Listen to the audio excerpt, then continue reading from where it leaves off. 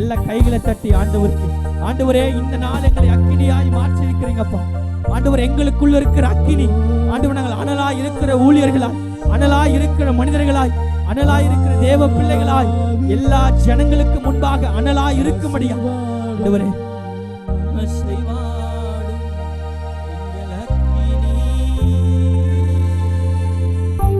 அவர் அக்கினி ஜுவாலியா இருக்கிறார்.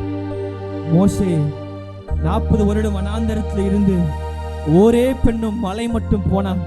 அந்த மலைக்கு தேவ பர்வதம் என்னும் ஓரேப் என்று வேதம் சொல்லுகிறது.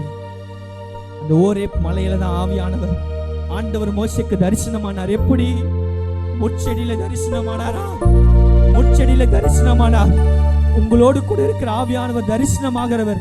முட்செடியில உங்களுக்கு தரிசனமாகிறவர், உங்க சூழ்நிலைகளை தரிசனமாகிறவர், உங்க பலவீனத்துல அவர் உங்களுக்கு தரிசனமாவார், உங்க ஊழியத்தின் பாதையில தரிசனமாவார்.